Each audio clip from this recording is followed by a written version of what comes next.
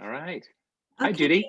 Hi, Mike. Hi, everybody. I am talking today with Mike Wright from Wrightway Home Inspection, and I invited him to join us today because he is a wealth of information on everything from how to take care of your home, just in general, things to do to keep it up and running, and then all the ins and outs of home inspection. So I'm really excited that Mike is joining us today. I appreciate you being here, Mike, and taking time to join us. So Absolutely. It's really, this is something I enjoy doing. And as you've heard me say with a lot of different clients, my favorite part of my job is actually homes are homes, but it's actually the people and having a chance just to bring people up to speed because homes, while we've lived them in them our entire lives, there's just so many different details and systems and ways that, the components relate to one another that it can feel a little daunting, a little overwhelming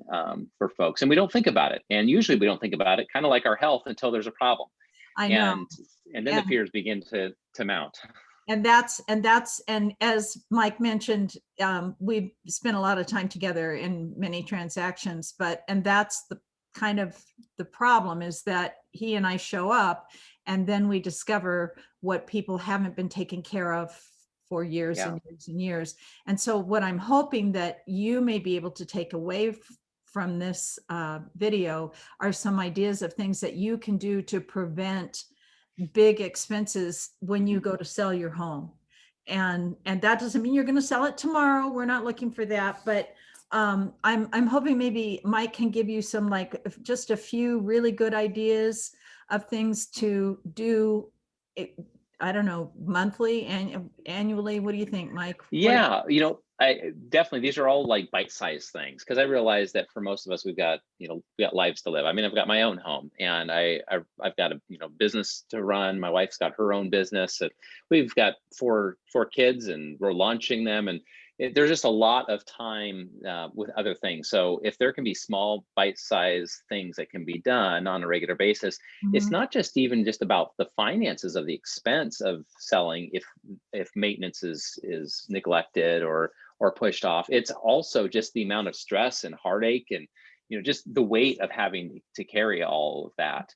And so there's a way that this can be done that can make this so much easier because once you move into this, whether you're purchasing a home, but preparing your home to sell, there's so many components that are moving. And it can And if be a shock when you find out that you have neglected something and then yeah, you discover the big, the big issue under the house or over the yeah, that. yeah. Well, I want to jump into this and get real practical with, the folks that are watching this video and your friends and clients and others that are following you. I want to be able to just say, here's some of the things that I see that can definitely help. We are moving forward in a market that it is, I'm calling it a high speed market, and there's a lot of terms that could be used, but it's one of these where people are having to move swiftly and all the more one of the things I'm finding interesting is probably half of my inspections are being done for folks who are preparing to list their homes for sale. That's a radical shift. It's a different way than it has been. And been doing inspections for the last 16 years for folks here in this area. And so this is a phenomenon that probably a third of my inspections are now for people that are listing their homes. Mhm. And so that's definitely a lot different. So what it means is as I'm sitting down with clients who are getting ready to list their homes, they're coming in with kind of a sense of worry. What do I not know? And I will tell you that in probably 95 to maybe even closer to 99% of those situations, there is a sense of relief and Mhm. after they've had a chance to hear from me.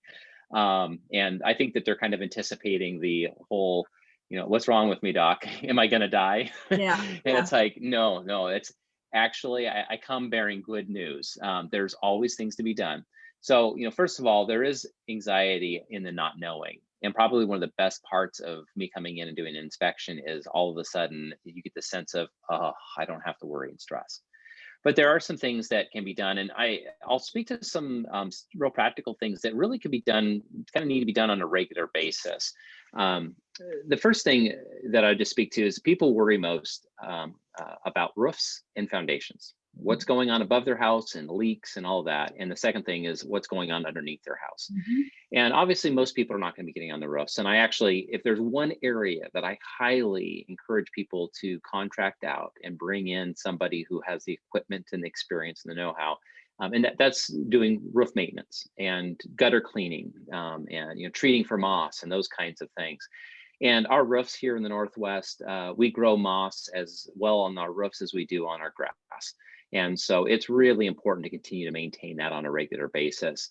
And we've, before our interview, Judy, and many times before, we've talked about the importance of, just like with your roof, let's keep brooms off of our roof. We don't need people pressure washing our roof.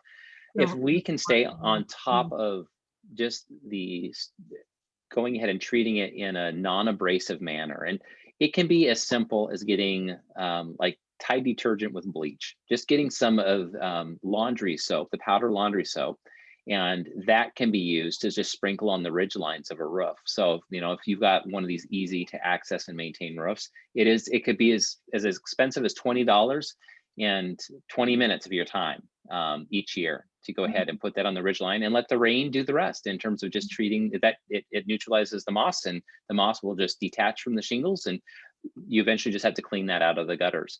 In some of these higher, townhome style roofs or these steeper pitch roofs, having somebody come who will go ahead and spray or apply the anti-moss powder, that's going to be something that'll need to be done each year, which seems like, well, we'll get to it when we see it or when it's a problem. The preventative is the big thing, because what happens is it's going to take multiple treatments if it's really, really thick. If you visit my website, I like to post pictures, and I've got some humorous comments about some of the things I've seen with homes, and we don't want to have the chia roof. Okay. I've And seen a few chia roofs. I haven't. yeah, and Well, that you're gonna have to clean that roof. Yeah. it decreases the life expectancy of roofing significantly, Mhm. because the roots, the little tentacle fibers start to get into the granules and dislodge the granules. Water actually pools up. If there's any sort of seam that water that is sitting on the seam might potentially seep through, you'll get leaks through that because of the moss that is retaining the water, not allowing it to shed properly. So the roof is one of the first things I would say is every year, just have a treatment done on the roof. And it's a lot cheaper to have them come back and do it each year, or even twice a year if you have a lot of really large trees that provide shade throughout the year.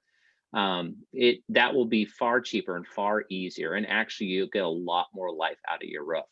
People that come and do the last minute moss cleaning after it's been neglected for 10 years, when I get up on the roof, or if I'm viewing it through binoculars from the ground because I don't have accessibility to it, it's obvious. I can tell. And quite often I'm having to say, oh, the cleaning was so rough on the roof that now it's probably 3 to 5 years left, which it's really discouraging for a potential buyer to hear that a roof is that close to the end, because roofing is the top thing that they worry about. We can tolerate pretty much anything as long as we don't have a leak coming through the ceiling. Right. And so that becomes really important. Related to the roof would be the gutter system. Our biggest issue with homes here in the Northwest is water, and gutters need to be cleaned out regularly. And it can't just be once a year. Really, they need to be twice a year. I know that people will get these leaf guard gutters or these other, helmet or gutter helmet, gutter shield. There's all sorts of different names for these screens or systems that can, that are basically maintenance free is what they would be described as, and they're not. They actually have to be maintained just as regularly. And in some ways they're harder to maintain, because to properly inspect a gutter and ensure that there's no organics collecting in it, you actually have to remove those screens and have access to the inside of the gutters. So, before you spend $8,000 to $12,000 on a new gutter system that you hopefully will never have to clean out again, I'd say the one that's presently on your house, if it's in good working order, is probably the one to stick with and continue to maintain and clean that at least twice a year. I have a list of things, and both of the roof treatment and the gutter clean out are on a list of things that I used to say, well, at the time change, do these activities. Mhm. Maybe a better way to look at it, especially with the way that seasons work here, is to look at the winter solstice and the summer solstice, Mhm. because And let's we get through the will put winter. a link. We're going to put a link to your website with Perfect. this video so they can find those, right? Excellent. Yeah, check that out, because I've got quite a few fix it and use it articles that, and one of those is providing the list of those things that needs to happen about every 6 months. So cleaning out the gutters is one of the other things that really important, because what ends up happening, and this relates directly to the next area that is really critical for folks, is when water collects up in the gutters and can't go down the downspouts properly, or if the downspouts come to drains and the drains are blocked, or if there's no splash block, those little plastic trays that direct the water away from the foundation, if those aren't present, the sheer quantity of water is going to pool up. And water, as I have said over and over again, water's brilliant. It's absolutely genius. It can always find the lowest point on the property, and it will find the shortest route to get there. Mm. And the lowest point on most properties is going to be the crawl space or the basement, the area dug out. And Mhm. that brings us to the next thing that we can do. And I hate to even say this, because most people are like, I'm out. Nope, don't count me in. I will tell you, when I first was looking and doing inspections in 2005, I had to go and check and see if I could actually handle this particular part of the house, and that's the getting into the crawl space. Yes, I know. I leave that one up to you every time. I'm like, Yeah, you guys that's are going that's anywhere. why Yeah. that's why I can get paid. Yes, Most it is. people would be willing to do pretty much everything else I do, but that's the one that I think that most people are like, I'm not wanting to do. And taking a look in the crawl space is important. um, there's a couple parts in this process that's interesting, and I think, Judy, for you as the real estate agent, you probably see this, and you live in this area even more than I do as an inspector, because for a home inspector, we show up and we're looking at the technical. Is this component working?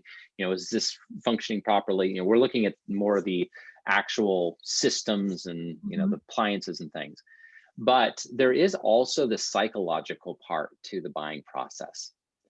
And I often talk about the way that people will kind of test out their house to see if it's in good working order, the kicking of the tires, so to speak. Mhm. I just took my daughter through the process of purchasing her first car.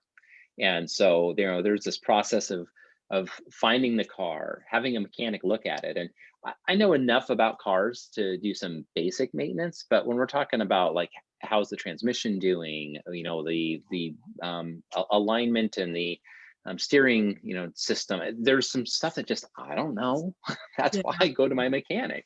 yeah. And so what do I do? I kind of, when I show up there, if it was up to me, I'd kick the tires and see if they're holding air. Check the window. Does it go up? Does it go down? How's the radio sound? Oh, there's good speakers. But that doesn't tell me how the car functions. And there's some psychological things, though, that become really important for people when they're coming to purchasing a home. And when it comes to the crawl space, we as inspectors go into crawl spaces, and I put it at the very end of my inspection. I save the best for last. I climb in there and I'm looking for evidence of rodent activity. I'm looking for water that's pooling up, because again, that tells me that can lead to a whole host of other issues or be reflective of some significant issues. And so I go into that crawl space kind of mentally prepared for anything. And And physically prepared. You look like a spaceman. You're I down with know. your goggles and your oxygen mask and all. Yeah. Yeah, it's you can tell that it's not, there could be anything that goes on down there. And I, of course, got my long screwdriver in hand, just in case I encounter something. And I've never had anything terrifying.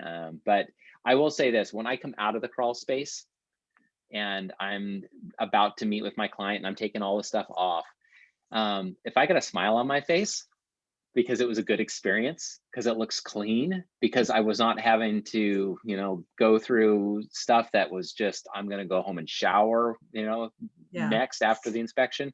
There's something that gets communicated to my client, because they're like, Relief. oh, the crawl Yeah. space is okay. Yeah. And so it's one of those things where, yeah, I'm looking at a technical component. I'm looking at something tangible and that reflects the condition of the house, but I'm also communicating psychologically, and I'm not trying to, like, create something that's not. I'm just feeling that was a great crawl space. I was Yeah. down there for 15, 20 minutes. You know what? I'm going to shake off my coveralls. I don't even have to wash them because it was spotless down there. No evidence of plumbing leaks. The insulation was all in its proper place. No signs of water. The water's draining properly outside the home. Mhm. No evidence of plumbing leaks, checking all those various components. Good ventilation down there. The access was sealed up, so there's not going to be the potential for rodents. I mean, I look at all those things, and if it's all in good working order, awesome. And so the bottom line when it comes to a crawl space is, while everyone is going to feel a little bit of the EBGBs climbing into a tight space like that, and no one wants to bump up against the occasional cobweb. If you can't get down there and just take a look because it is so messy, so gross, so scary, that's probably a sign that some work is going to need to be done down there. Mhm. And so that's one of those little practical things. Is this is not a fear factor challenge. Can you get down and endure the crawl space? But it's, can you get down there and confirm that um, this is an acceptable space? Like this, someone could get down here and do maintenance. Yeah. Um, I mean, listen to the looking for a vapor barrier to begin with. yeah, I'm sure there's one there is a good starting place. Then it's not yeah. all And that vapor barrier, it's just torn up, basically a black plastic, 6 millimeters, the typical, like plastic tar. that gets put down. Yeah, Yeah. yeah. And it basically provides a couple things. One is it helps reduce the amount of moisture that's coming Mhm. up from the ground, because moisture is naturally going to come up through the dirt. But it also provides a timeline. And so when I get down to vapor barriers, I'm looking to see, is there an evidence of past rodent activity? Because they're indiscriminate in leaving their messes. And so I will find evidence of them on the plastic. Another thing that I'm looking for is there evidence of past water activity, maybe a leak underneath something? And even if the house has been vacant for a few weeks or even years, Mhm. if there's been activity that's happened on that plastic, it's like your coffee table. You can see the rings from the cup that was put down without a coaster. And so that's another thing that would be really valuable too, is to just check the crawl space. And so I kind of spent a little bit of time on those two things: the roof and the crawl space, making sure that things look clean down there, that they look comfortable, that the comfortable enough that you're not seeing evidence of things. And both of those are things that need to be addressed at probably every 6 months. Just taking a peek down there. I know in our house, we have gas forced air heat, and one of Hmm. the tubes that the heat comes through fell down. So we were Yep. heating the crawl space. We were not heating part of our house, and that was a waste of heat. So you Hmm. check that out from time to time to just make sure. I don't know why it fell down. I don't think, well, later, that's a long story. Later on, we did have rodents, and I thought, very, very careful, but it's my understanding that when they pour the subfloor, when they pour the foundation and then they Hmm. put the subfloor in, Hmm. they're never quite level, Hmm. and there can be just this much space, and those little critters can get through that, and that's how they Yeah. come into mine. You Yep. can't even see the space. Yeah. That's how they got into mine, and three thousand It's dollars later. and Yeah. just making sure that there's no access points. And that's why taking a look down there, and you might think that there's nothing that's there, but they can show up the next day, and the cost can add up. Mhm. I've heard figures when it comes to crawl space cleanouts. Just to kind of give you an idea, I've heard a basic figure from one of the companies that I often cross paths with. It's $3.50 a square foot. Right. They have to replace the insulation frequently. They have to replace the vapor barrier, and then they'll seal off all the Yep. spots. That's how I learned how they got into mine. And Yeah. um, uh, and then of course, you know, just throwing out everything that we had things stored down there. That was real fun. Yeah, you don't want to store things down there. No, Crawl spaces are not a great spot. They're not a no, cellar. And we don't anymore. yeah, that's good. The one of the rules of thumb that I have, no pun intended, but a rodent, a mouse in Oh, particular, can fit through a hole the size of your pinky. right. A rat can fit through a hole the size of your thumb. Which, if you look at that, and I've got kind of bigger hands, but you look at that, you think that's not much of a space that they can fit through. And that's one of those things that is like, oh boy, we definitely want to keep a close eye on things, Right. because it's hard. It really is hard to check for all of those spaces. I will tell you, in new construction, there's a standard of, just the parameters are so tight that it's really difficult for new construction. One of the primary places that rodents will find their way in, top number one, is the access. And most homes built in the last, I'd say, 30 years, the access is usually through a closet inside the house, through the floor there. But the ones that have the crawl space access outside, those are the ones that, wow, you want to make sure you've got basically a double a double access cover. And so One many that's people, they've rotted away, or they're not very tight, or they're not even there, or they're, frequently when I show up at houses, those are not in good condition. So and again, at $3.50 a square foot, if you just think about that, a small house, 1,000 square foot, just a rambler, that's $3,500 to clean that space up. Just kind of approximate.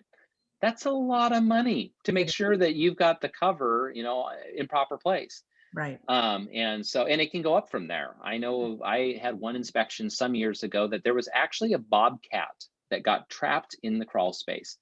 And when I got down there, I didn't know what had gone on. Needless to say, I was very nervous because I have never seen plumbing and ductwork and even the structural components in such bad shape. It wasn't still there, I hope. It had died. It had died in the crawl space. And this was a house that had been vacant. So the folks were not aware that anything was there. I'm sure they would have heard it otherwise.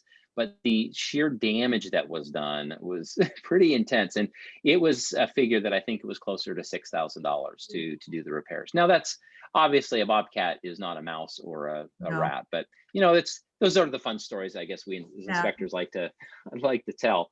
But that's one of those things, really important. One of the things that you could do too, in addition to just taking a look down in the crawl space, and I'm not saying you have to crawl around on your belly. If you do, go buy a nice Tyvek, paint suit, the ones you can get at the hardware store, and put that on. Get a nice respirator and some goggles and some gloves to have on your hands. I mean, get yourself wrapped up. That's okay to spend have $25 worth of equipment just so you can get down there to it and go every 6 months or something and make sure it looks good down there.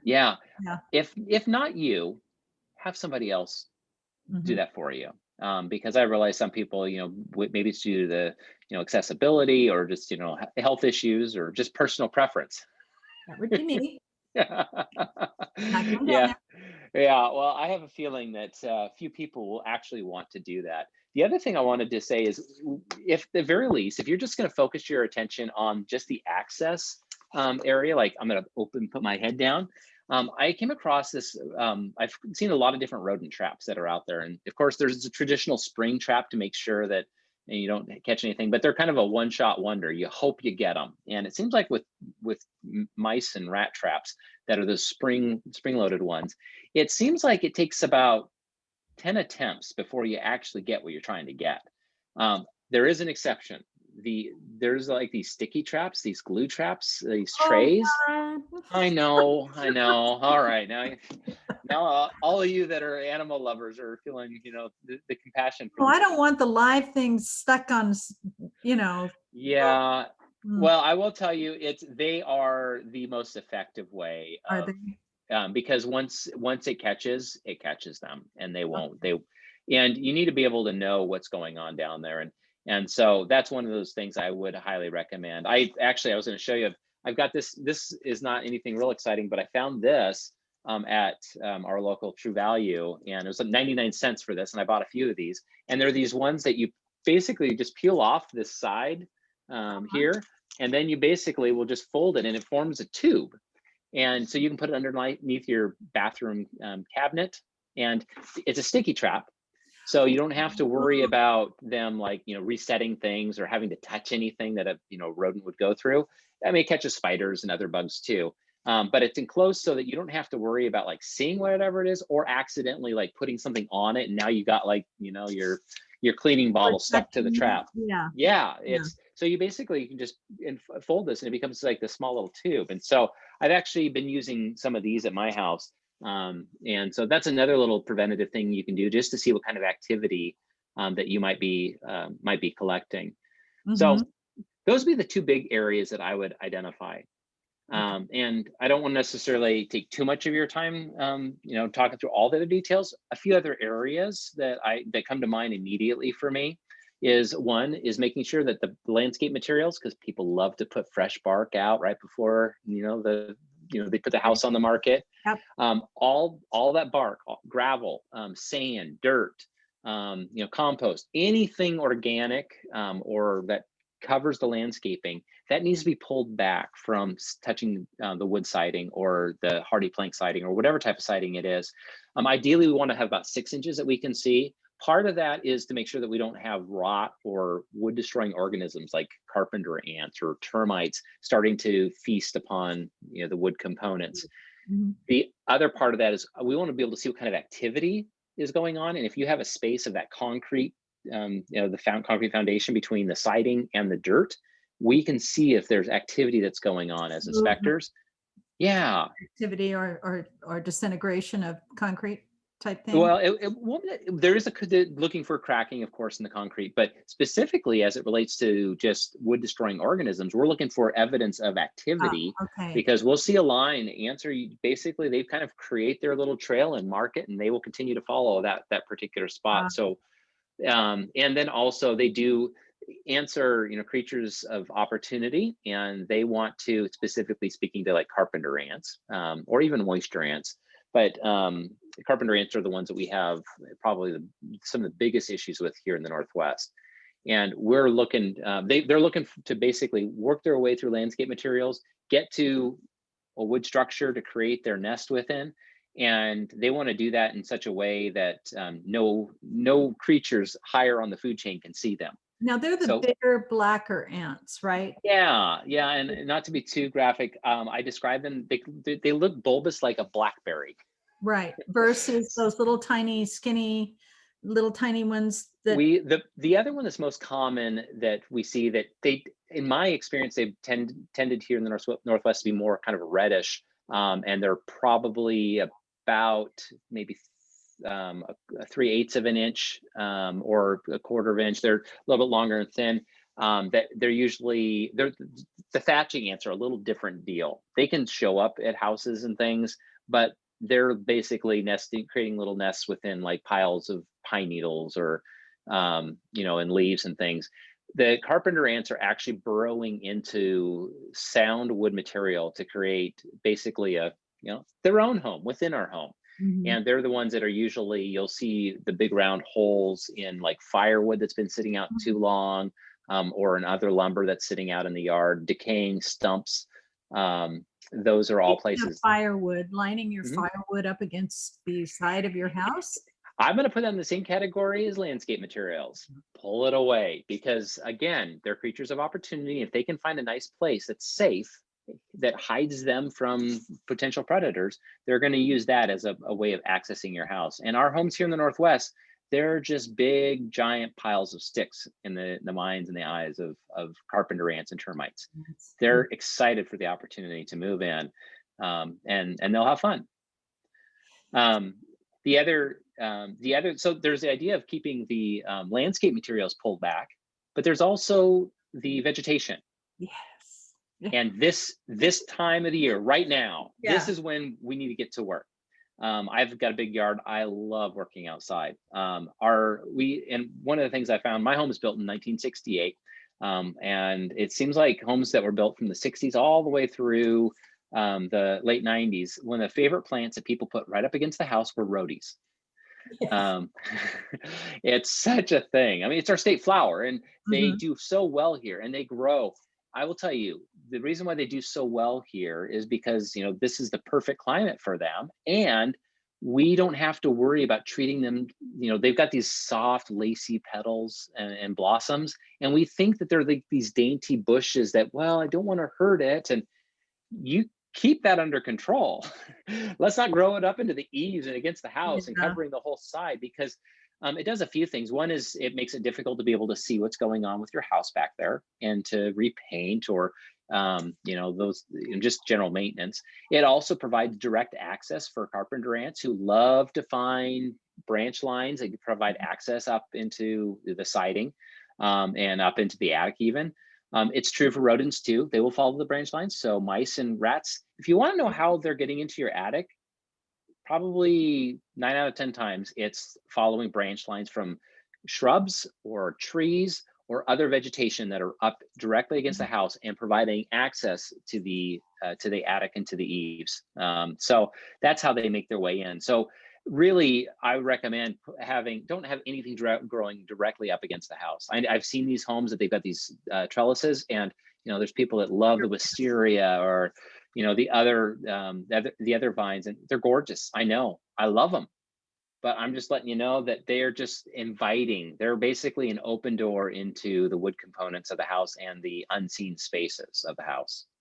And when we get into a market, which is more of a buyer's market, we're not there now, but when inspections are done, that is always called by an inspector. Oh yeah. Always, always, always, always. And so Yep. you're going to avoid that hassle if you just don't do it in the first place. And Yep. especially things like wisteria. Well, I mean, it's hard to cut those back if they're big, but wisteria, it's almost impossible to cut that stuff down. I know because I planted it once. Well, that's where the big thing is. If you can every 6 months or once a year, with some of these things, this is the time of the year we're supposed to be starting to trim back. I mean, we're doing it to our hydrangeas, we're doing it to our roses, we're doing it to our fruit trees. Let's do it to our rhodies. Let's do it to all the azaleas. Let's do it to all of these things, especially those that are up against the house. There needs to be good visibility, because if you can see, that means that it's less likely that critters are going to be able to access the house in those areas. It reduces the wear and damage to paint on your siding. It reduces the wear and damage to gutters, to roofing shingles. And so, these trees, these big trees, they tend to grow up against our homes. We want to keep those trimmed back. I think branches should be trimmed back at least 4 feet. All other vegetation, I'd really try to shoot for at least 18 inches, keeping it trimmed back so you can see behind those things. So that's another thing. Some other small things, checking underneath your sinks. And do the touch test. And I always make sure my hand is always bone dry when I get ready to do this. And what I'll do is, because I don't like to have to get my head all the way underneath the sink, I'll go and I literally just will touch on the P-trap and the drain piping all the way up to where it connects to the bottom of the sink. And I bring my hand out and look, is it wet any place? Could I find any places of moisture? I do that with the shutoff valves that bring the hot and the cold water into the faucet. I'll check with my hand as well there and follow and look for any evidence of moisture. And really with those areas, all you have to do is check the bottom points of that, because again, water always follows the pipe all the way down to the lowest point, and then it drips to the bottom of the cabinet. And I realize, your cabinets are going to be filled with, cleaning supplies and, extra toiletries and things. So it can be sometimes difficult to really notice activity. So that's where the touch test can be a really helpful thing too. Checking beside the toilet too, looking for any sort of discoloring, or even just doing a gentle kind of rocking of the toilet to see, is it loose? If it's loose, that means that the wax ring underneath could potentially be leaking. So that would be another very simple thing to do as well. And I guess one of the other areas I find is it's a practical component, and you got to check to see if this is working or not. But I actually think this is one that probably plays more into the psychological part of things, is make sure that every door and every window, both outside and inside the house, opens and closes properly and easily. Because that's one of those things, if you've got that door that just never quite latches, or you got to kind of push on it twice to get it to shut, or that window where you got to give a big jerk to it. Well, when somebody shows up at the house and they're checking those things out, the doors and windows, in my experience, they're like the tires of the house. They are. People will, the door doesn't close right. Yeah. And all of a sudden the whole house is being judged based on the front door. Yeah. And it could be a beautiful door. It could be a brand new door, but it's not latching properly. Right. And so that's a small thing. When people come in and every door and window open and close properly, it feels like a new house. Mm-hmm. They're walking away going, oh my gosh, this is terrific. I love this. Mm-hmm. And it's like the inspector coming out of the crawl space with a smile on his face, you like it. But they actually, there's not a lot of things that people will join me in with the inspection, but I watch them. I see what's going on. They're over in the kitchen and opening and closing every cabinet door. And it's like, That's not actually telling you about the total condition of the house, but they Right. are actually seeing what, This what it cabinet, feels man, like to them. these don't line up, things that would be so easy to fix, but it's that, they're looking for faults. They're looking Yeah. for something. I suppose if you have a client who's, thinking of selling their house and they go and they fix all the doors and the windows so they open and close, the danger in that is they might come to fall back in love with their house again. And maybe they won't want to sell it. I don't know. What about exterior paint? A lot of one of my horror stories with you were going to talk a little bit about pre-inspections for sellers having pre-inspections and how that's changing. Yep. I had a seller, we did not do a pre-inspection. We had multiple offers. It was bid up. This was a few years ago, so it was bid up about 30,000 over asking. They were thrilled to death. And then we had the inspection. And the inspector came back and discovered that this was what is that siding that goes this way? The siding that goes, Vertical. oh, vertical. So it's quite often it's basically there's a cedar siding, or there's a plywood siding too that is Probably the plywood siding. It was okay. Kind of, they would call it like a T111 is often. T111, that was it, the Yeah. T111. And from the outside, it looked fine, but underneath it was wet. Mhm. And so they came back and they had a bid of $30,000 to fix the Wow. siding. Yeah. And that was not something that could have been seen from, or at least not visible from what we could Mhm. see. Maybe it could have been maintained had they painted and caulked and done things Yeah. up front, but they lost. I mean, the deal still came together and the house closed, but they didn't get the over asking price because it was discovered in inspection that all the insulation underneath the T111 siding was wet. And I know that we have issues with, especially like the LP siding from the 90s. If that Mhm. is not maintained, Yep. invariably they find problems with it. So keep Yeah, there's talking. always that there's always a concern about, finding those things that no one else is recognizing or seeing, or what's not seen. And we as inspectors come in and provide our visual inspection, trying to provide a real good sense of what's going on. And that's where we're looking at the systems of how is it flashed, how is it installed, and then of course the condition of the exterior paint. Just kind of breaking this down a little bit. Exterior paint, basically we waterproof our house with a plastic coating called paint. Average life expectancy about 10 years. And if you buy a nicer, higher quality material, it's going to last you a little bit longer, maybe 12 to 15 years. We tend to find that the siding on our house that's on the south facing or the southeast or southwest, that tends to take the brunt of the sunlight, because year round we have sun on the south side of our house. We don't have it on the north here in the northern hemisphere. And so what we tend to have on the other side of our house is that's where often some of the organics begin to grow, the algae, the kind of the green discoloring stuff grows, and you kind of got to do a gentle pressure washing to clear that off the north side. But the south side is the side that we really watch for just the breakdown of paint. When paint is starting to look a little chalky, and it's easier to see with the darker color paints, and this is what I'm looking for with those. If it starts to look a little chalky, like, oh, I think I could wipe that off, or there's kind of this white, kind of, look to it. That's telling you that the pigments are starting to break down. It's time to go ahead and paint that.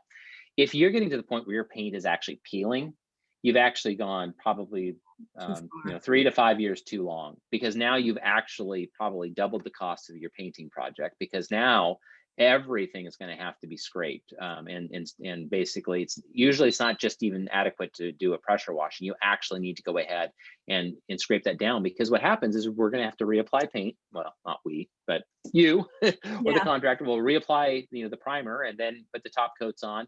But they have to ensure that is, because where that paint is peeling, now you've got to make sure that the paint is going to bond to whatever that undercoat was, or maybe it's the bare wood itself. And so that's where painting is one of these projects that, oh my, you got to stay on top of that. You can't hold off on that. And what ends up happening is siding from homes built in the 50s, 60s, and 70s, some quality stuff. I mean, if you're looking at the beveled siding that kind of has that horizontal look, if you look at the bottom of that board and how it angles out, I mean, I've seen boards that are anywhere from 1 inch to 2 inches thick. I mean, they took whole forests down to, Side side that house. home. Yeah. That changed in the late 70s, and all of a sudden in the 80s, I know a home that was built in the 80s because they began to use a wood siding, a beveled wood siding that was usually very thin, maybe half inch thick. You usually had a lot of knots. And what I've discovered that is that with a lot of those homes, even when they're properly painted, the siding, the knot started to split, the wood would start to kind of Yeah. cup, or you see it Mhm. crack, and quite often that siding has had to be replaced. It was during that period of time that the LP siding became really popular, because all of a sudden you could have a siding that looked closer to what it looked like back in the 60s and 70s. It was nicer looking material, but it basically was a pressed, a glued together press board type of material. And if it wasn't properly painted, and that was the problem that happened in the late 80s all the way through, really, it's mid to late 90s is when that was still being put on in its form, that became problematic because moisture was getting in and started to expand. It got soft, organic growth, mushrooms and things you could see. It was awesome. Yeah, it was pretty bad in a lot of areas. And that, but what the problem was, first and foremost, was about the painting. Mhm. Because when you're painting, you paint what you see, you don't paint what you don't see. And the part that most people don't see is when water comes down, it has that property that when it gets to an edge, it kind of hovers there. It's kind of that little, that little bubble before it drops. Mhm. But what happens as well is it's wicking back up just a slight bit, and it would basically, on the bottom bevel edge of the siding, it would absorb into that. So that's where painting and caulking is a really important part of maintaining your siding. And LP siding had a problem, and they were able to fix it. LP siding is still being used to this day. It's a good, trustworthy material. But I'll tell you, it doesn't matter whether you have wood siding or hardy plank, the concrete siding, Mhm. or if you have traditional wood siding. If you're not going to keep it properly painted, moisture is going to get into it, and it's going to cause splits, and it's going to cause splits wherever there's a penetration in the grain. Mhm. Just the basic idea with wood is it's essentially water impervious. Its strongest side is with the grain. Mhm. And so that's the side that you see. But wherever you put a puncture, wherever there's a knot, or wherever there's a cut end, that's the area that's susceptible to water getting into the grain. So it's the cross grain that's really susceptible to moisture.